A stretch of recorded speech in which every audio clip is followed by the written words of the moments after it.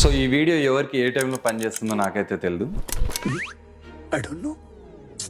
But నా మనసులో ఉన్న మాట కొంతమందికి చెప్పాలనుకుంటున్నాను కాబట్టి చెప్తున్నాను. సాధారణంగా వచ్చేసేసి ఏదైనా జరిగినప్పుడు అంటే ఇంట్లో మన వాళ్ళకి షుగర్ డౌన్ కావడం కానీ, బీపీ డౌన్ కావడం కానీ, ఇంకోటి ఏదో ప్రాబ్లం వల్ల హెల్త్ అనీజీగా అయ్యి వాళ్ళు లేయలేని పరిస్థితి కూడా ఉంటుంది. మన మిడిల్ క్లాస్ లైఫ్ స్టైల్లో చాలా మంది ఏమనుకుంటుంటారంటే మెడికల్ షాప్ పోయి టాబ్లెట్ ఏదో ఒకటి ORS లో కలుపుకొని తాగేస్తే అయిపోతుంది అని చెప్పేసి అనుకుంటారు. ఆఫ్ కోర్స్ కొంతమందికి రెసిస్టెన్స్ పవర్ ఎక్కువ ఉంటుంది, ఇది ఓకే చేసుకోగలుగుతారు, వాళ్ళ బాడీ రీగెయిన్ చేసుకోగలుగుతారు. కానీ కొంతమందికి చిన్నపిల్లలకు కానీ సో రీసెంట్ గా ఏమైంది అంటే 9 ఏళ్ల పిల్లాడికి వచ్చేసేసి పేరెంట్స్ చేసిన మిస్టేక్ వల్ల పిల్లోడు చనిపోయినాడు. సో అదేంటంటే మామూలుగా ఒక మనిషి చనిపోవడమే దారుణం అనుకుంటే అది మన చేతుల్లోనే మన వల్లనే చనిపోయినాడు అంటే అది ఇంకా దారుణం. అది ఎస్పెషల్లీ పేరెంట్స్ చేతుల్లోనే పిల్లలు వాళ్ళ వల్లనే చనిపోయినాడంటే ఇంతకు మించిన దరిద్రం అయితే లైఫ్ లో అయితే ఉండదు అనుకుంటున్నాను. వాళ్ళు ఏం చేశారంటే పిల్లోడికి డయేరియా కాబట్టి అంటే మోషన్స్ జరుగుతూ ఉన్నాయి, వాడు డిహైడ్రేట్ అవుతాడు కాబట్టి చక్కెర ఉప్పు నీళ్ళు కలిపేసి ఇద్దాం అని చెప్పేసి చక్కెర నీళ్ళు కలిపించి తాపిచ్చి పెట్టినారు. ఫైనల్ గా వచ్చేసి 400 షుగర్ వచ్చేసి పొద్దునే కల్లా బ్రెయిన్ స్ట్రోక్ వచ్చేసి కోమాలోకి వెళ్ళిపోయాడు. సో ఇదే విధంగా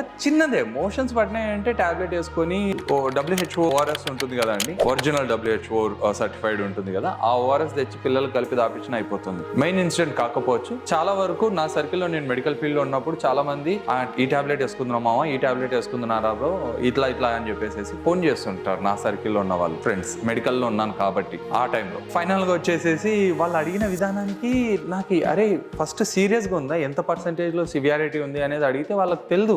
ఏది ఏమైనా కానీ ఏది ఎలా ఉన్నా కానీ ఫస్ట్ ఆఫ్ ఆల్ మన ఏరియాలో ఉన్న ఒక గవర్నమెంట్ జనరల్ హాస్పిటల్ ఉంటుంది, అక్కడ డాక్టర్స్ ఉంటారు, ఎమర్జెన్సీ వార్డ్స్ ఉంటాయి, జస్ట్ అక్కడికి వెళ్ళి చూయించుకుంటే అయిపోతుంది. బట్ చాలా మంది ఏంటంటే గవర్నమెంట్ హాస్పిటల్లో బాగుండదు, సరిగా పెట్టరు, అది క్లీన్నెస్ ఉండదు, రక్తాలు చూడాల్సింది వస్తుంది, గలీ స్మెల్ ఉంటుంది. ఒకప్పుడు మీరు చెప్పేటి ఉండండి అండి, ఇప్పుడు మినిమం మెయింటెనెన్స్ డాక్టర్లు కూడా క్లీన్నెస్ లొకేషన్ లో ఉండాలనుకుంటున్నారు. సో కొన్ని లొకేషన్ లో ఉండకపోవచ్చు, నేను అగ్రీ చేస్తాను ఆ మాట కూడా. But end of the day వచ్చేసేసి మీ ప్రాణాలు ఫస్ట్ ఆఫ్ ఆల్ కాపాడుకోవాలి. మీ కాడ డబ్బులు లేవు అని అనుకున్నప్పుడు మాత్రం ఖచ్చితంగా గవర్నమెంట్ హాస్పిటల్స్, ఇప్పుడు కర్నూలులో వచ్చేసేసి గవర్నమెంట్ జనరల్ హాస్పిటల్ ఉంది. ఇంట్లో ఒక వ్యక్తి వాళ్ళ మదర్ కి చూపించలేకుండా వాళ్ళు అక్కడ గలీజ్గా ఉంటుంది, నేను పోను అంటే బీపీ షుగర్ అన్ని ఫ్లక్చువేట్ అయిపోయి మనిషి నిలబడలేని పరిస్థితుల్లో ఉన్నారు. కానీ నేను హాస్పిటల్కి వెళ్ళాను అంటున్నాను. పేషెంట్ లోపల ఎట్టనే ఉండని, పేషెంట్ ని చూసుకుంటూ మనం పక్కన సఫర్ అవుతాం చూడండి, అదే దరిద్రం నిజం చెప్పాలంటే. ఎందుకంటే పేషెంట్ సావు బతుకుల మధ్యలో ఉండింటాడు, వాడి తిప్పలు వాడు పడుతుంటాడు, నేను కాదు అన్నలా. కానీ అది చూసుకుంటా ఆ నరకయాతను చూసుకుంటా ఉన్నోనికి ఇంకో నరకం అనమాట.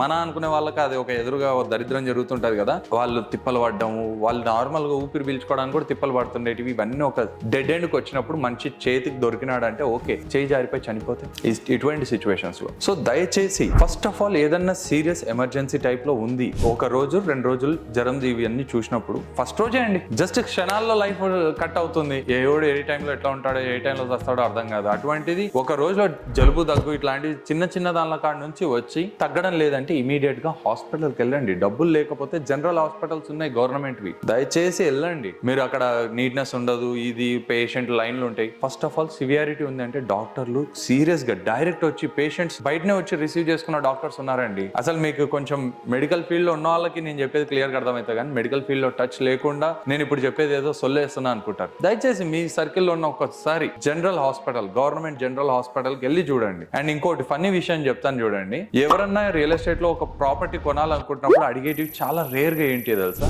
రేర్ కాదండి, రెగ్యులర్ గా. ఫస్ట్ ఆఫ్ ఆల్ హాస్పిటల్ దగ్గరలో ఉందా, పోలీస్ స్టేషన్ దగ్గరలో ఉందా, రోడ్ ట్రాన్స్పోర్టేషన్ సరిగా ఉందా, ఆర్టీసీ బస్ స్టాండ్ దగ్గరలో ఉందా. వాడి జీవితంలో వాడు ఆర్టీసీ బస్ ఎక్కిండకపోవచ్చు, కానీ అడుగుతాడు రైల్వే స్టేషన్ నియర్ బై ఉందా, ట్రాన్స్పోర్టేషన్ కానీ. ఇదే విధంగా చాలా రకాలుగా ఆలోచిస్తున్నప్పుడు ఒక్కసారి జనరల్ హాస్పిటల్ కి ఆడ ఎన్విరాన్మెంట్ ఒకసారి చూసిరండి. ఎందుకంటే చావు ఏ టైంలో ఎట్లా వస్తుందో కూడా చెప్పలేమండి. ఒక పర్సన్ హార్ట్ అటాక్ వచ్చిందంటే ఇమీడియట్ గా గుండెలు ఇట్లా పట్టేసుకొని రాదండి, పొద్దున్న నుంచి మెల్లిగా స్లో పాయిజన్ లాగా ఉంటుంది అనమాట. సో ఈ వీడియో లెంతీగా ఉన్నప్పటికీ ఈ వీడియో ఎక్కడి వరకు చూసారంటే మీరు మీ ఫ్యామిలీ గురించి మీ గురించి ఎంత ఆలోచిస్తున్నారో నాకు అర్థమవుతుంది. సో ఇటువంటి వీడియోస్ చూడాలనుకుంటే నా ఛానల్ సబ్స్క్రైబ్ చేసుకోండి. అండ్ మరీ ముఖ్యంగా వచ్చేసేసి ఈ వీడియోని మీ ఫ్రెండ్స్ అండ్ ఫ్యామిలీ మెంబర్స్ కి అయితే షేర్ చేస్తారని కోరుకుంటున్నాను. Thank you for watching. జై హింద్.